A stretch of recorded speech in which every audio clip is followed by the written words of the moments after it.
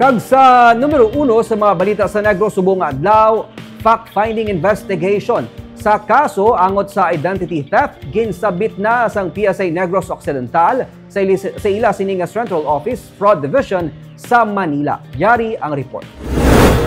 Natapos ng pagpang-usisa sang Philippine Statistics Authority Negros Occidental sa kaso ni Evelyn Ruelan sang Cadiz City nga biktima sang kaso nga identity theft. Nagpalabot na sang reklamo si Ruelan sa PSA matapos matalupangdan nga nakasal na siya sa tawo nga hindi niya man kilala. Ginsiling ni PSA Registration Officer 2 Edward Geeking nga napadala na nila ang resulta sang fact-finding investigation sa Central Office Fraud Division nga among maghahatag atensyon sa kaso sang biktima.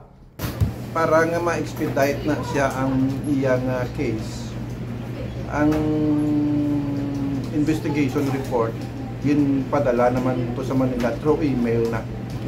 So ang Central Office naman ang mahandle sina nga case kung paano maka-assist ang PSA mismo as a whole.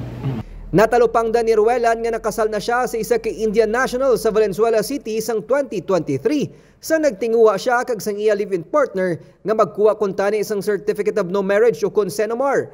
7 na kabulan nga nagabusong si Ruelan kag plano kuntani nila nga magpakasal sa sining nga Disyembre. Ginpatag ni Geeking nga wala sila sang jurisdiction sa pagkansel o kung pag-nullify sang marriage certificate, magluwas lang kung magpasaka sang reklamo sa korte ang biktima.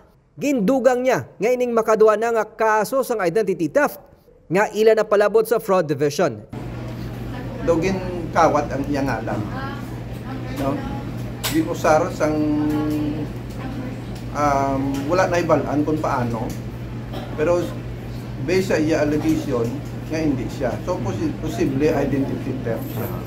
Other sa iya, sir, may iban pa nga cases before her? Other sa iya. May ara kami sina na-encounter anay. Ang iyang ngalan, ginpahulam niya sa iya amiga. Si Ruelan ang nagpakig-angot naman sa National Bureau of Investigation sa Bacolod para sa ginapaabot nga separado nga investigasyon sa tuyo man nga mabato ng hustisya sa piyak sang iya na dangatan.